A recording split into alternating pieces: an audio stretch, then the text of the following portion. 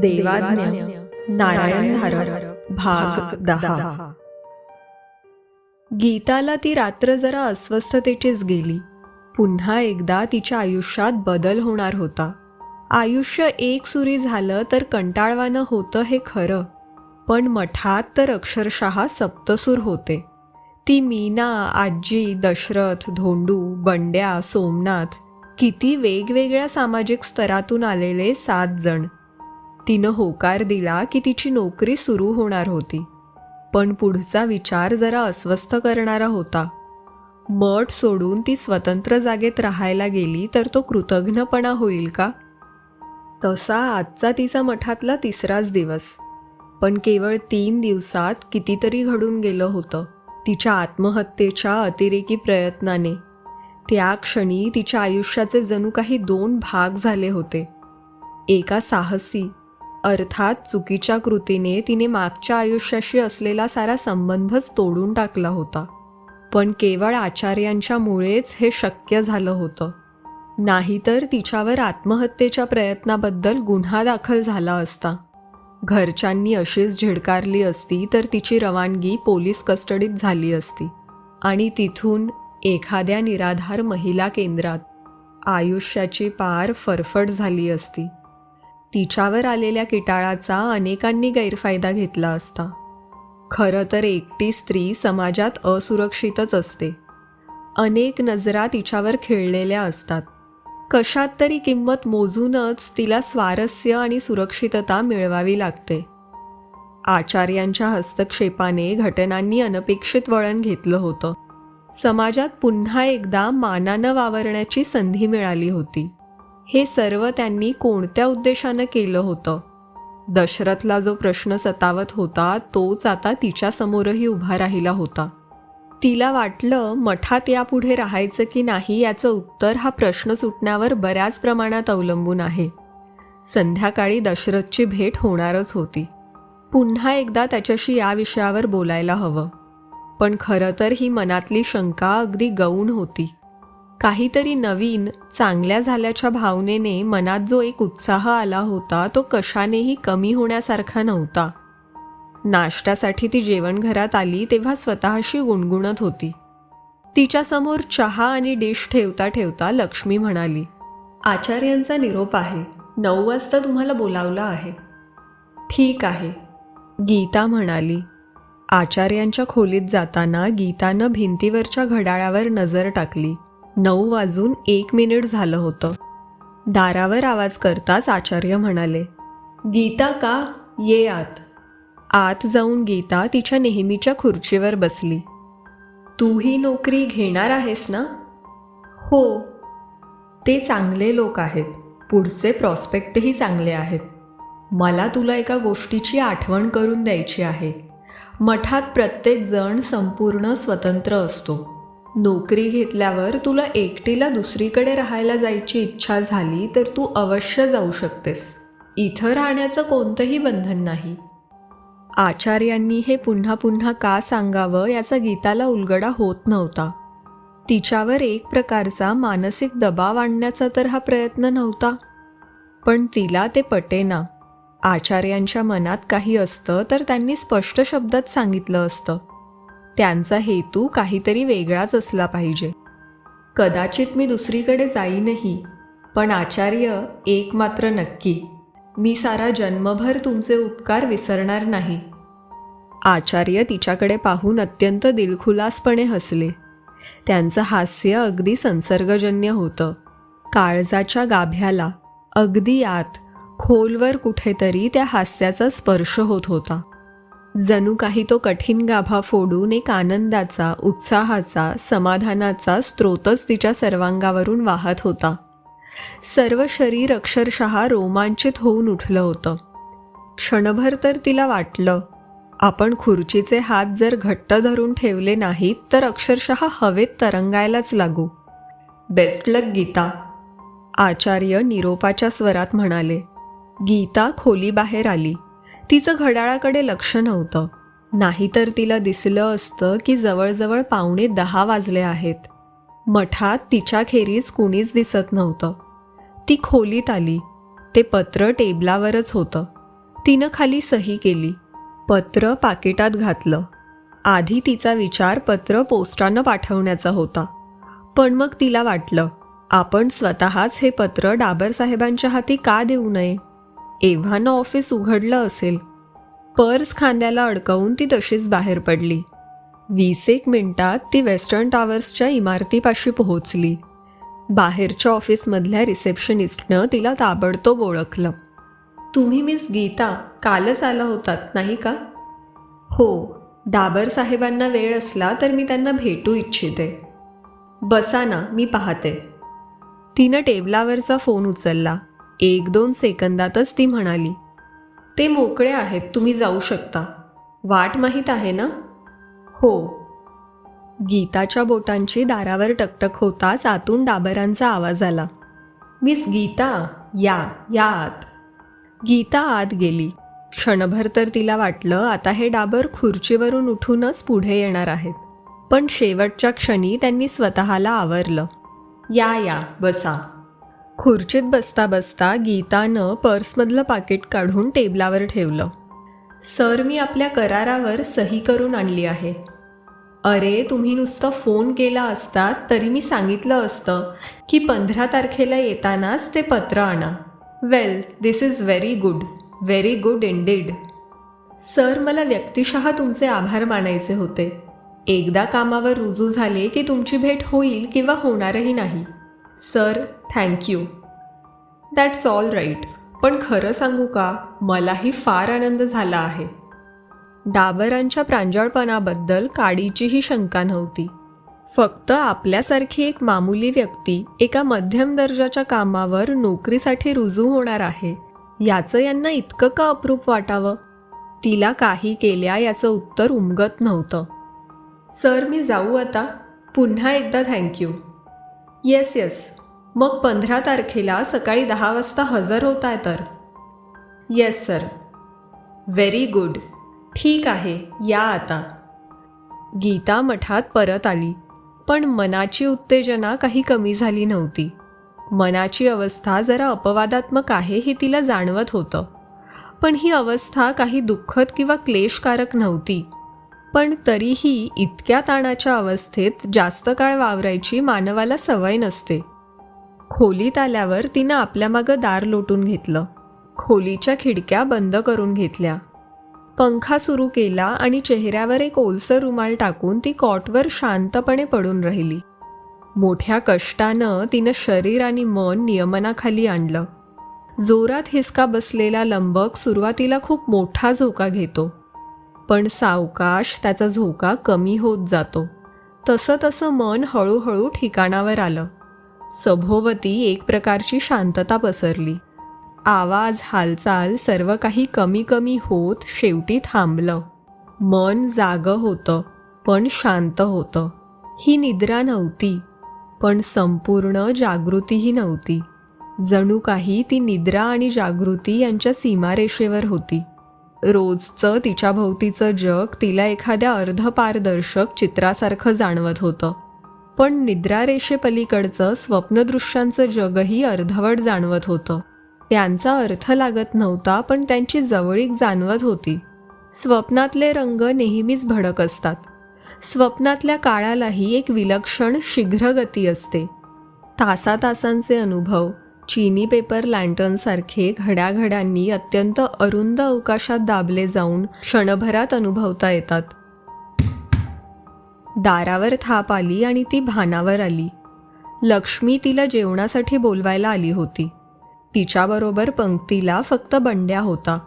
ती खोलीत येता येताच तो म्हणाला, गीताताई, माझ्या टेबलावर ये ना. अनावश्यक आमंत्रण, कारण जेवायला ते दोघंच होते. जेवताना बंड्या सारखा गीताकडे पाहत होता. शेवटी तिला राहावलंच नाही. काय रे पाहतो आहेस एवढं मघापासून? तिनं विचारलं. पाहायला आवडतं म्हणून पाहतो, त्याचं स्पष्ट उत्तर. गीताला हसायलाच आलं. गेले 2 दिवस माझ्याबरोबर जेवतो आहेस की, ती म्हणाली. तेव्हा नव्हताच असा टक लावून पाहत. बंड्याला तो प्रश्न उत्तर देण्याइतका महत्त्वाचा वाटला नाही. गीताताई, आज दुपारी बाबा येणार आहेत. 1 दिवस न्यायला येणार आहेत. तू येतेस माझ्याबरोबर? तुझ्या घरी? हो, उद्या सकाळी आपण परत येऊ की. रात्रीची राहणार नाही, पण आचार्यांनी परवानगी दिली तर दुपारची मात्र अगदी अवश्य येईन तुझ्याबरोबर. त्यांना काही विचारायला नको? तसं नाही रे, त्यांना माहीत नको का आपण कुठे जातो ते? सांग, पण ते हो म्हणाले तर येशील ना? हो, नक्की येईन. बंड्यापुरता तोही प्रश्न संपल्यात जमा होता. साधं सरळ मन. आचार्य मठात नव्हते. गीतानं त्यांच्या टेबलावर चिठ्ठी लिहून ठेवली. बंड्याबरोबर त्याच्या घरी जात आहे. संध्याकाळपर्यंत परत येत आहे. गीता. संध्याकाळपर्यंत परत यायलाच हवं होतं. रात्रीच्या जेवणासाठी दशरथ तिला घेऊन जाणार होता. ते चुकवून चालणार नव्हतं. बंड्या त्याच्या वडिलांचा सर्वात लहान मुलगा असावा, कारण त्यांचं वय 40च्या आसपास वाटत होतं. सांपत्तिक स्थिती उत्तम असावी असं वाटत होतं. त्यांनी कदाचित फोनवरून आधीच आचार्यांना कल्पना दिली असावी, कारण ते आले तेव्हा बंड्या जायची तयारी करूनच बसला होता. वडिलांची गाडी मठासमोर येताच तो धावत धावत गीताच्या खोलीत आला.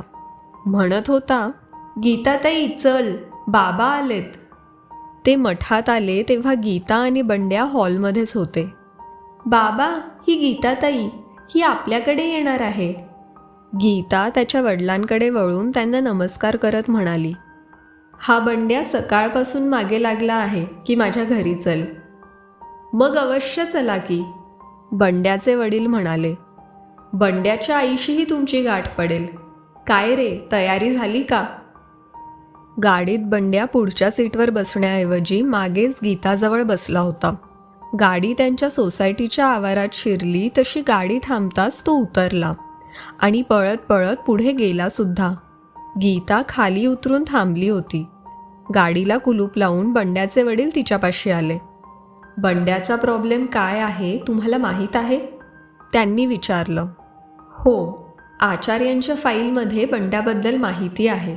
एवढ्यातच रात्रीच्या डिस्टर्ब होण्याचं प्रमाण कमी झालं आहे असं ते लिहितात. चलता? ते म्हणाले. त्यांचा ब्लॉक पहिल्या मजल्यावर होता. बंड्याने आधीच खबर दिली असावी, कारण ब्लॉकच्या दारातच बंड्याची आई उभी होती, चुणचुणीत, सहास्य वदनाची. बंड्याचे आईवडील आणि गीता बाहेरच्या खोलीत बसले होते. भिंतीवर फोटो होते. त्यात आणखी एका मोठ्या मुलाचा फोटो होता. बहुधा तो बंड्याचा थोरला भाऊ असावा. बरं वाटलं असेल नाही तुम्हाला बंड्याच्या घरी येण्यानं? गीतानं विचारलं. हो, पण रात्रीची जरा धास्तीच वाटते, त्याची आई म्हणाली. केव्हा एकदम किंचाळत उठेल सांगता येत नाही, की मग सगळाच गोंधळ होतो. तशी मी 2च दिवसांपूर्वी मठात राहायला आले, गीता म्हणाली. पण मला एक दिसलं, तिथं सोमनाथ नावाचा एक जण आहे. त्याच्याशी बंड्याचं अगदी चांगलं जमतं आणि त्यांच्याबरोबर तो मोत्या कुत्रा उभा असतो. आता त्याच्या अपघाताला 6च्या वर महिने होऊन गेले, बंड्याची आई म्हणाली. हे वर्ष तर फुकटच गेलं. नाही हो, तो नक्कीच सुधारेल, गीता म्हणाली. आणि बोलता बोलताही तिला जाणवलं की हे शब्द औपचारिक नाहीत. मनातून आपल्याला खात्री वाटत आहे. तिच्या आवाजात बंड्याच्या आईलाही काहीतरी जाणवलं असावं. देवाची कृपाच होईल, एक सुस्कारा सोडत ती म्हणाली. मग उठत म्हणाली, काहीतरी आणते हं. अहो, आता काही नको. सरबत आणते, त्याला काय हरकत आहे. ती आत गेली. बंड्याचे वडील जरा पुढे वाकून म्हणाले, गीताबाई, हिला मी सांगितलेलं नाही, पण आचार्यांच्या मते बंड्याची केस साधी नाही. त्यांनाही काळजी वाटते. त्याकरताच तर त्यांनी बंड्याला मठात नेलं आहे. मी बंड्याला विचारलं नाही, कारण ते समजण्याचं त्याचं वय नाही. पण आता तुम्हाला विचारतो, मठात आचार्य काही शिकवणं, काही योगोपचार, काही प्रवचनं, काही ध्यानधारणा असं काही करतात का? नाही. मठातला दिनक्रम आठवून गीता हसत म्हणाली.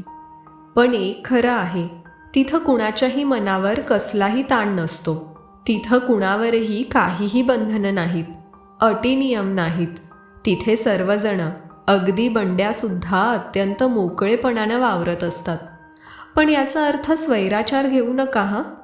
तुम्ही असाही विचार करू शकता की हाही एखादा उपचारच आहे, मनावरचा ताण हलका करण्यासाठीचा, जसा निसर्गोपचार असतो.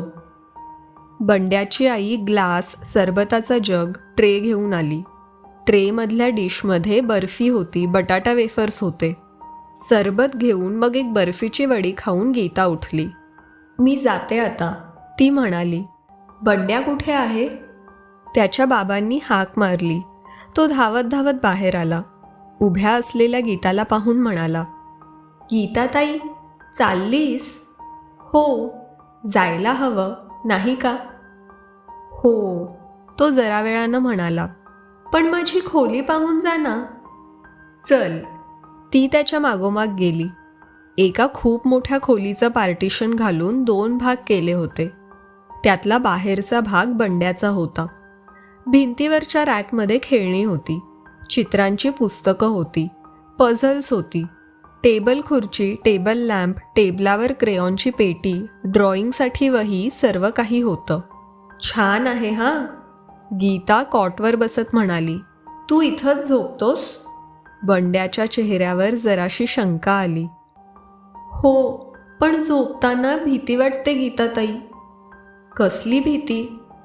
काहीतरी घाणेरडं स्वप्न पडतं. कधी तारेचं कुंपण दिसतं, कुंपणापलीकडे वाघ, सिंह असं काहीतरी दिसतं. कधी नदी दिसते, नदीतून काहीतरी मगरीसारख्या मोठ्या डोक्याचं काहीतरी बाहेर येताना दिसतं. कधी उघडी खिडकी दिसते, वाटतं आता कुणीतरी खिडकीतून एकदम उडी मारून आत येणार आहे. बोलता बोलता त्याचा चेहरा भयभीत झाला होता. आपण पुढे असं काही बोलणार आहोत याची गीताला स्वतःलाही कल्पना नव्हती. त्याच्या खांद्यावर हात ठेवून ती म्हणाली, बंड्या, तुझा माझ्यावर विश्वास आहे ना? हो. मग ऐक, तुला नदी दिसली, कुंपण दिसलं, खिडकी दिसली, काहीही दिसलं, भीती वाटायला लागली की मला हाक मारायची. स्वप्नात? तो साशंक आवाजात म्हणाला. हो, स्वप्नात.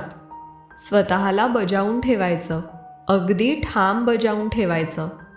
बंड्या इतक्या आशेनं, इतक्या केविलवाण्या नजरेनं तिच्याकडे पाहत होता की तिनं त्याला एकदम जवळ घेतलं आणि त्याच्या पाठीवर थोपटत ती म्हणाली, बंड्या, मी सांगते तसं कर. त्याच्या विश्वास अविश्वासाबद्दल ती काहीही सांगू शकली नसती, पण आता तिचा स्वतःच्या शब्दांवर अगदी पूर्ण विश्वास होता. ती एक प्रखर, निर्विवाद, निशंक जाणीव होती. करशील? हो. तिच्याकडे पाहत तो म्हणाला आणि हसला. हा विश्वास भयंकर होता. फक्त ती त्या कसोटीला उतरली पाहिजे. निघू का आता? गीतानं विचारलं. हो. गीता त्याला विचारायच्या बेतात होती. मग काय, उद्या येणार का परत मठात? पण मघासारखाच मनात आतून एक फ्लॅश आला. तिची खात्री झाली, बंड्या परत मठात येणार नाही. म्हणजे त्याला यावं लागणार नाही. त्याची ही जी रात्रीच्या दुःस्वप्नांची तक्रार होती ती आता दूर होणार आहे. खरं तर तिच्यापाशी सबळ कारण नव्हतं, पुरावा नव्हता, पण तिची मनोमन खात्री होती.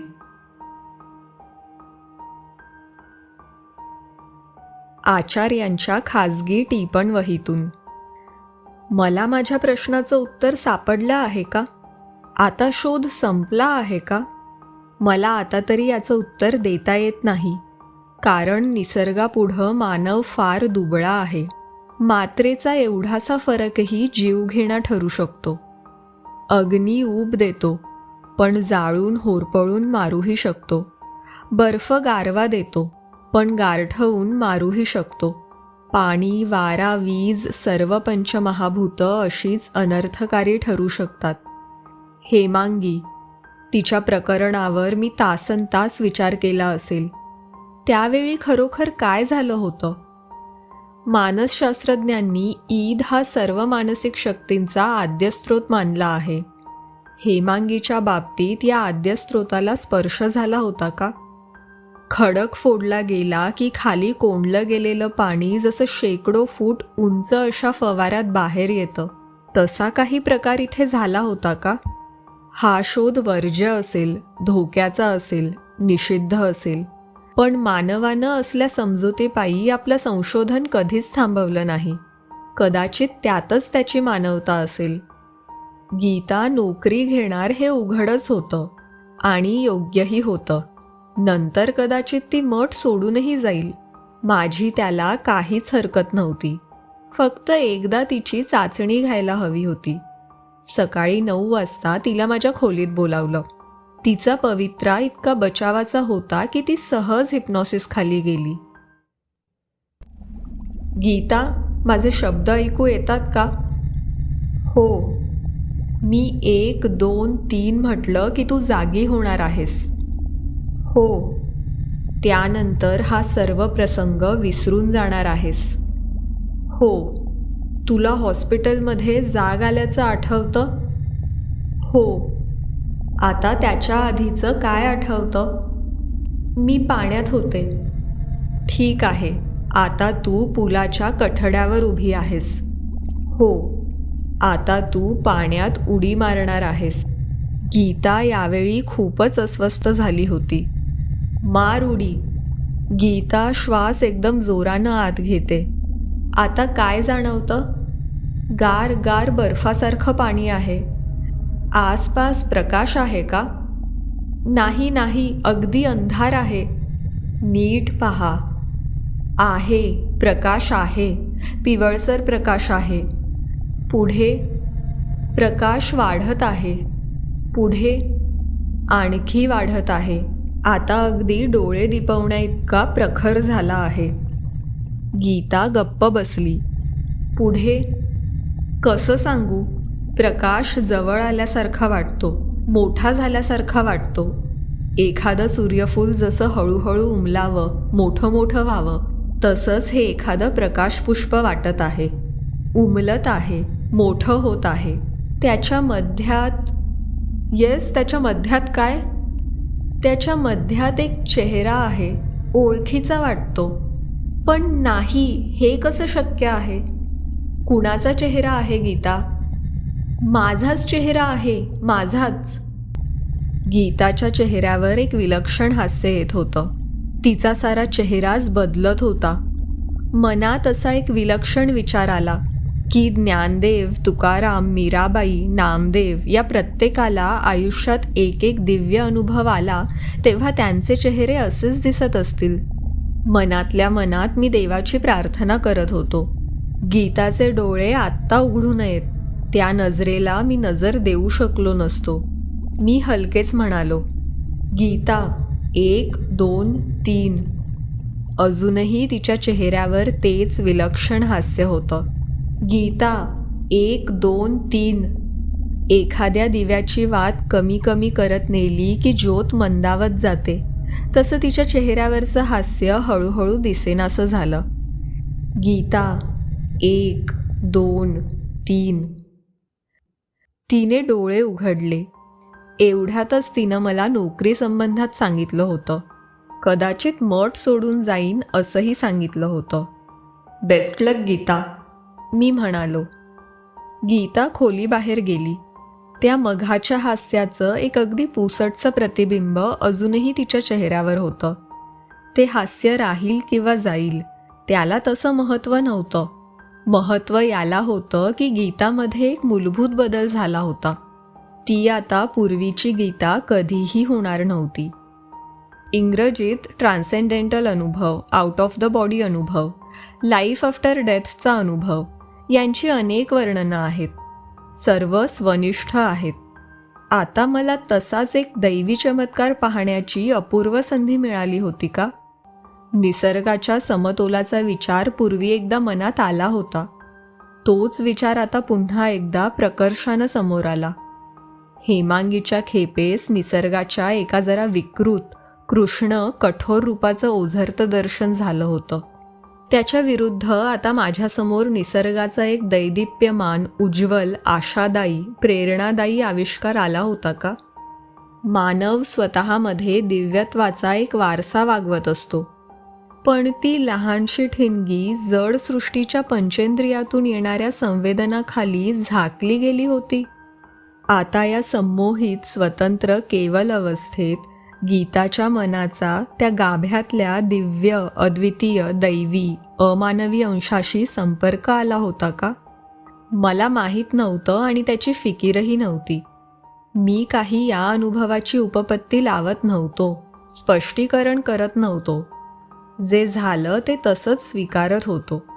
माझ्या पूर्वविश्वासांशी हा अनुभव विसंगत होता याच्याशी मला कर्तव्य नव्हतं. नव्या प्रदेशात रस्ते नसतात, खाणाखुणा नसतात. आपली वाट आपणच तयार करायची असते. हेमांगी आणि गीता यांना एकत्र आणायला हवं. त्यांची गाठ पडायलाच हवी. वरवर दोघी सामान्य होत्या, पण दोघींनाही कल्पना नव्हती की प्रत्येक जण आपल्या अंतरंगात एक स्फोटक उत्पाती शक्ती वागवत आहे. त्या दोघींची गाठ पडायलाच हवी, आणि इतर कुणीही हजर नसताना. त्या भेटीत काय काय होईल याचा संपूर्ण तपशील मला गीताकडून नक्कीच मिळेल, अर्थात हिप्नॉसिस खाली.